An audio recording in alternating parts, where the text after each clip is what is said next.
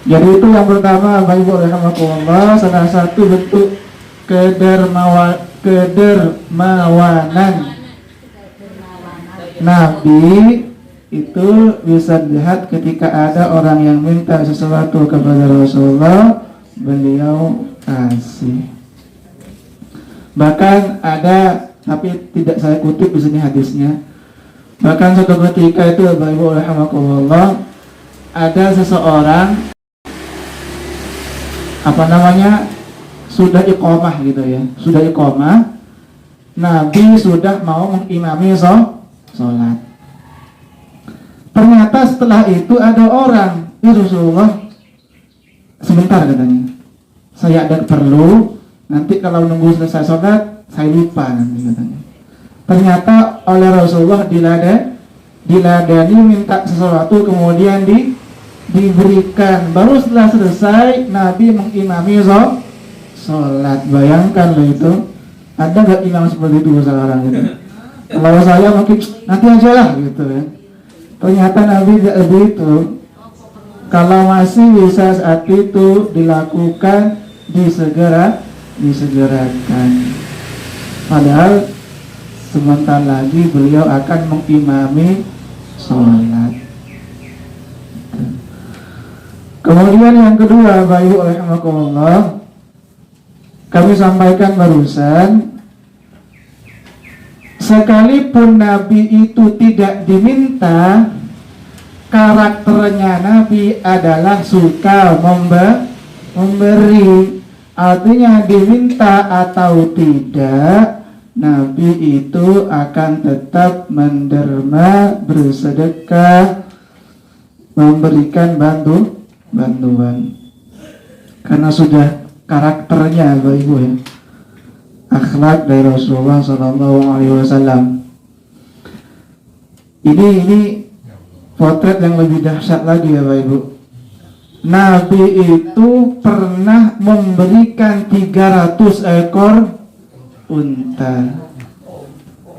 Unta itu harganya berapa ibu-ibu ya? Saya nggak tahu juga. Katakanlah unta harganya 30 juta, berarti 9 M gitu. Kalau 300 ekor unta. Kalau tapi lebih kelihatannya ya. Unta itu mungkin 50 juta misalnya.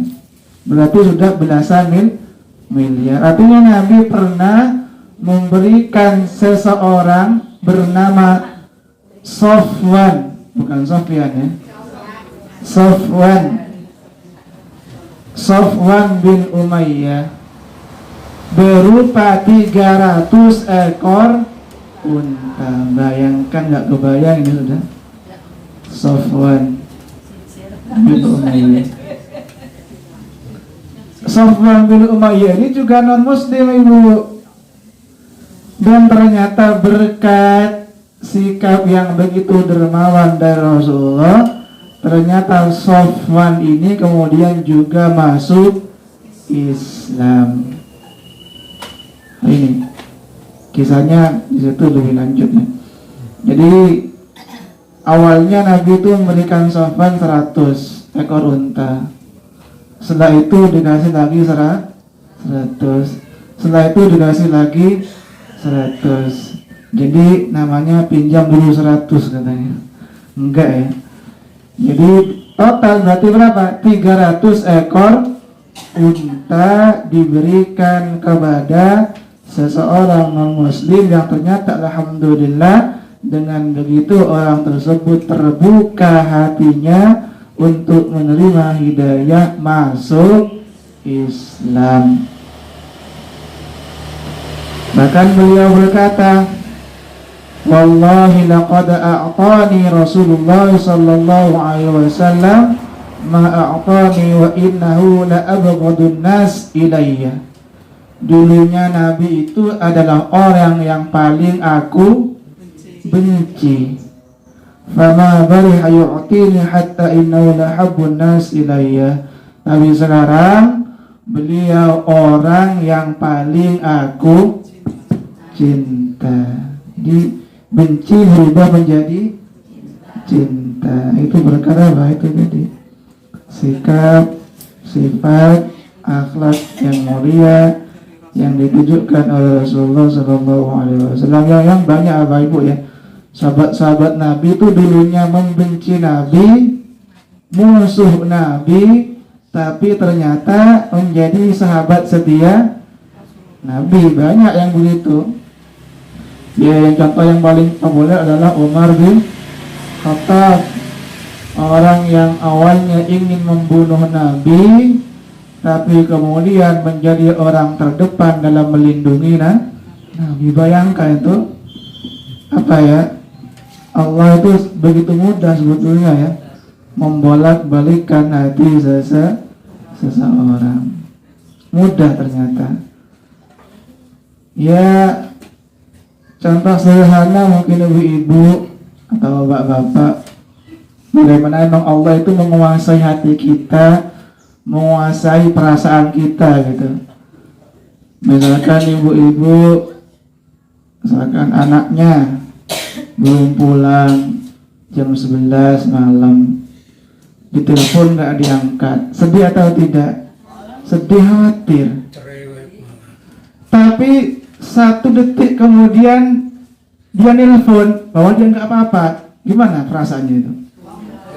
Bayangkan dari yang tadi awalnya khawatir tiba-tiba menjadi plong. Itu bukti memang Allah sangat-sangat mudah membolak-balikkan hati seseorang. Allah begitu mudah mengubah kondisi seseorang. Mudah itu, mudah. Kalau nggak percaya juga nanti nonton cuplikan sepak bola gitu.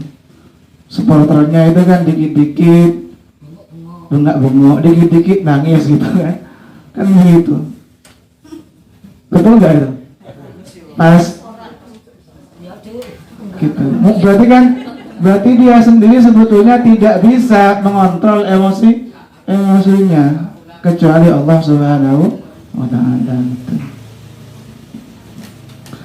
Kemudian Bapak Ibu rahimakumullah, kami ulang, jadi Nabi itu ketika diminta sesuatu Nabi kasih.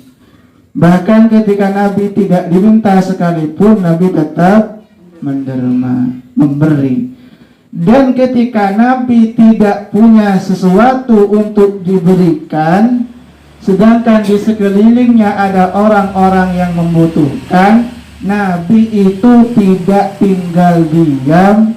Nabi mencari solusi. Salah satu yang Nabi lakukan itu adalah apa? Menggalang dana, menggalang bantuan, menggalang donasi. Jadi keren ternyata gitu ya. Ini saking bentuk kepedulian dari Rasulullah Sallallahu Alaihi Wasallam. Ini hadisnya cukup panjang, kami persingkat gitu. Jadi Nabi itu pernah menggalang dana, bahasa sederhananya gitu. Jadi suatu ketika itu Bapak Ibu rahimakumullah, ada sekelompok orang yang datang ke Madinah, datang menemui Rasulullah dengan setengah telanjang. Artinya bajunya itu ya compak-comping gitu, atau sobek dan seterusnya gitu.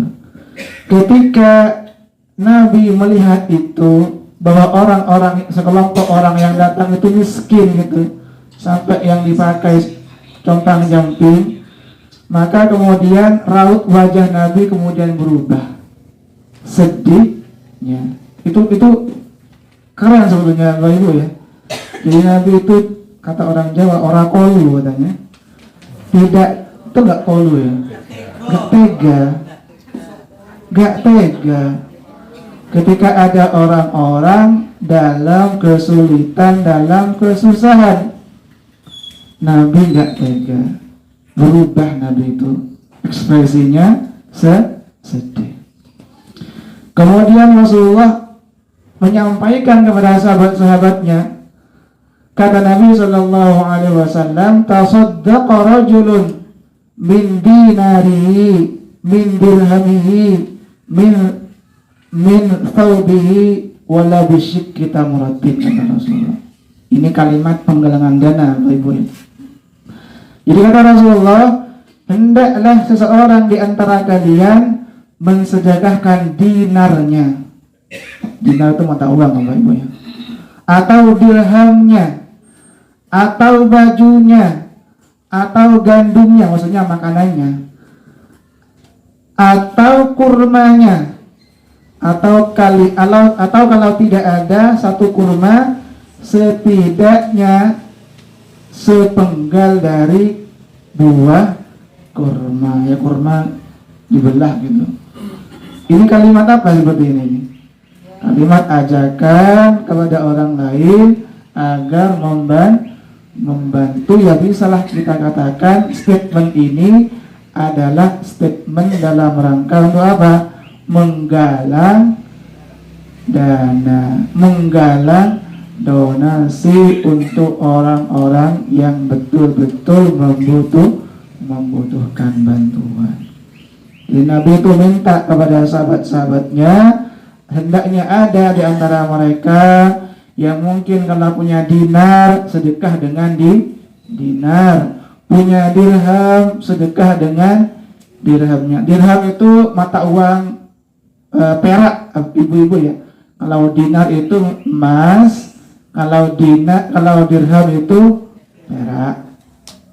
Kalau tidak punya dinar, kata Rasulullah, hendaknya dia bersedekah dengan bajunya. Mungkin ada baju-baju yang kebesaran, bukan baju kebesaran ya, baju terlalu besar maksudnya. Soalnya baju kebesaran itu punya makna dua soalnya. Misalkan baju kebesarannya tentara apa? Ya loreng itu. Baju kebesarannya dokter, ya putih itu. Baju kebesarannya perawat apa, Bunur? Putih misalkan. Tapi kalau baju kebesaran saya berarti terlalu besar gitu. Orang besar. Kalau tidak punya baju lebih, kata Rasulullah, dengan gandumnya, dengan makanannya. Mungkin di rumah ada nasi pecel, kan? Mungkin di rumah ada bakso yang nggak habis. Mungkin di rumah ada soto. Kalau nggak ada, dengan kurma jajan, mungkin ada snack di rumah gitu. Kalau nggak ada lagi, satu jajan separuh aja, nggak apa, kata Rasulullah. Paruedang. Ya, ini juga apa ya, Nabi kan juga apa ya, tahu bahwa tidak semua sahabatnya itu kaya. Ini juga mengandung makna bahwa sedekah itu tidak harus apa? Tidak harus kaya dan tidak harus yang paling mahal. Ya bagus yang mahal gitu ya. Tetapi tidak harus yang paling mahal, tidak harus yang paling baik. Tetapi kalau sedekah dengan yang paling dicintai itu bagus. Tetapi setidaknya yang kita sedekahkan itu tepat sasaran, sekalipun itu mungkin apa? Tidak begitu berharga dalam pandangan kita. Katakanlah kita ngasih baju kepada orang yang tidak punya baju, itu tepat, benar atau tidak seperti ini? Tepat sasaran. Kita ngasih beras kepada orang yang nggak punya beras, tepat sasaran, walaupun sekilo, kan? Tapi kalau kita bersedekah beras kepada Bu Safari 1 kilo, kan? Ini kan kurang pas juga gitu ya. Sekilo doang apalagi kan? Artinya Nabi itu Bapak Ibu rahimakumullah, ya kalau ada yang punya dinar silakan dengan dinar. Kalau enggak punya dinar silakan dengan dirhamnya. Bahkan sekalipun kalau tidak punya apa-apa, mungkin sekedar setengah, separuh kurma, silahkan dikumpulkan, nanti kita berikan kepada orang-orang yang membutuhkan. Walau bisyik kita melotin, sekalipun kurma separuh. Padahal sebetulnya ini juga bentuk Nabi itu mendahulukan kebutuhan orang lain, karena kan kami sampaikan di beberapa pertemuan yang lalu, Nabi sendiri itu sebetulnya juga hidup di dalam kesederhanaan, hidup biasa-biasa saja, dan bahkan beliau itu tidak jarang makan hanya sekali sehari gitu. Tetapi Nabi itu ketika ada orang yang dalam kesusahan, Nabi itu punya sikap ithar namanya. Ithar itu mendahulukan kebutuhan, kepentingan orang lain di atas kepentingannya sendiri. Wa yu'thiruna 'ala anfusihim walau kana bihim khasasah, itu mendahulukan orang lain di atas keperluannya sendiri, padahal dia saat itu sebetulnya butuh juga gitu. Itu juga ya, ada dulu Bapak Ibu kisah gitu, ketika masa-masa peperangan tuh ada sebagian tentara pasukan kaum muslimin sakit kan gitu, udah dirawat gitu, kemudian dikasih minum seorang pasukan, ternyata dia gak mau, kasih ke temanku dulu katanya. Dia kasihlah minuman itu ke temannya bilang kasih ke teman saya yang sana itu, dia kehausan juga, terus teman sana juga bilang kasih teman saya yang sana tuh. Ternyata minuman itu balik lagi ke pasukan yang pertama itu dan meninggal. Sini meninggal, sana meninggal, situ meninggal, sini meninggal. Semuanya sama-sama meninggal, mati saya bayangkan saat itu sebetulnya dia lagi butuhnya karena melihat temannya juga tanda kutip ya dalam keadaan sekarat gitu ya, didahulukan temannya, padahal dia sendiri juga dalam keadaan butuh juga gitu. Itu Nabi seperti itu. Alhamdulillah ketika Nabi itu mengajak sahabat-sahabatnya untuk mengumpulkan bantuan, mengumpulkan makanan, mengumpulkan baju, atau mungkin mengumpulkan uang, kemudian disebut dalam hadis itu, datanglah seorang laki-laki dari kaum Ansor. Ansor itu berarti orang Madinah ya bang, Madinah ya begitu ya bang ya, rata-rata gitu ya. Ya di zaman Nabi juga begitu. Jadi orang-orang Ansor ketika Nabi menyampaikan seperti itu, datang mereka itu membawa makanan. Apa di sini ini? Kantong, sebuah kantong. Kalau sekarang apa ya? Ya kresek, sak mungkin gitu ya. Yang berisi makanan yang sampai dia tidak bisa mengangkatnya gitu. Saking beratnya, yuk bantu gitu.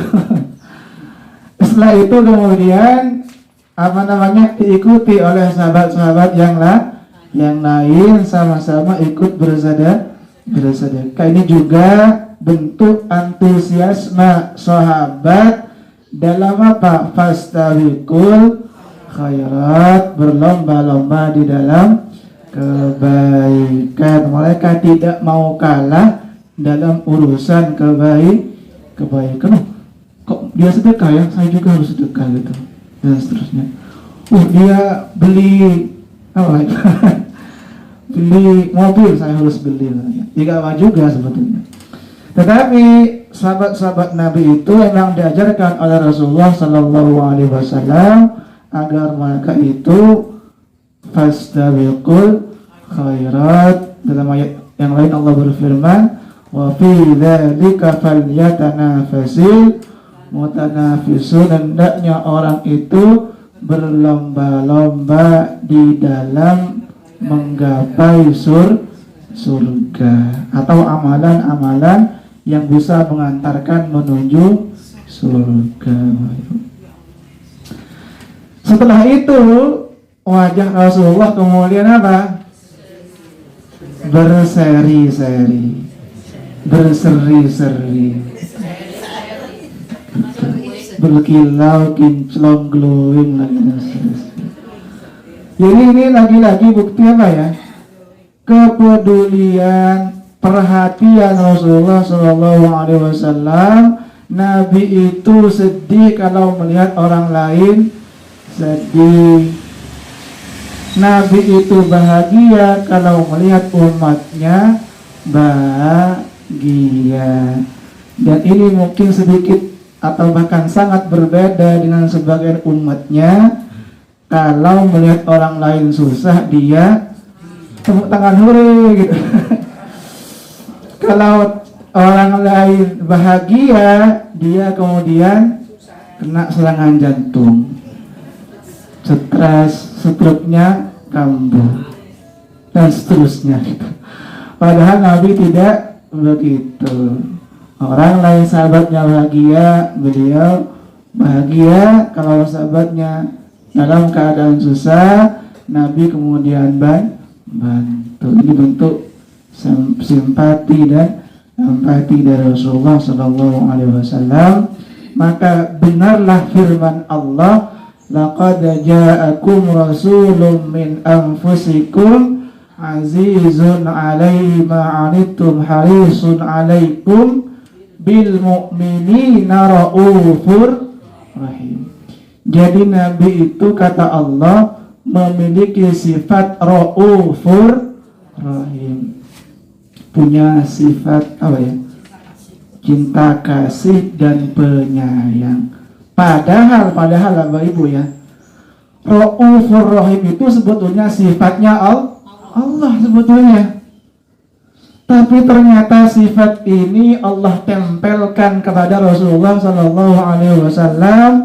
Saking tingginya akhlak Rasulullah SAW. Bayangkan itu, sifat rauf dan rahim, cinta kasih dan penyayang, ini sifat Allah sebetulnya, Asmaul Husna. Tapi ternyata dua sifat ini Allah kemudian tempelkan kepada Nabi kita Muhammad sallallahu alaihi wasallam. Jadi itu mungkin Bapak Ibu rahimakumullah sedikit potret contoh keteladanan dari Rasulullah sallallahu alaihi wasallam dalam hal kedermawanan. Bukan menyeseng rasakan gitu, kedermawanannya Rasulullah. Ya intinya Bapak Ibu rahimakumullah, sedekah kami sampaikan barusan sesuai dengan kemampuan. Punya dinar ya dengan dinarnya, punya dirham dengan dirhamnya, sesuai dengan kapasitas kemampuan masing-masing. Punya 1000 diinfakkan, 2000 disalurkan, 5000 itu yang kemudian diinfakkan, disegerakan dan seterusnya. Dan itu juga tetap ada nilainya di sisi Allah Subhanahu wa Ta'ala. Tidak perlu meremehkan kebaikan sekecil apapun. Kata Nabi, la tahtaqiranna minal ma'rufi syai'a. Janganlah kalian meremehkan kebaikan sekecil apapun. 1000 infak yang kita keluarkan ada nilainya, dibalas oleh Allah dengan balasan yang berlipat ganda. Semoga bermanfaat Bapak Ibu rahimakumullah dan dicatat amal ibadah berpahala di sisi Allah Subhanahu wa Ta'ala. Kami tutup dengan salam. Assalamualaikum warahmatullahi wabarakatuh.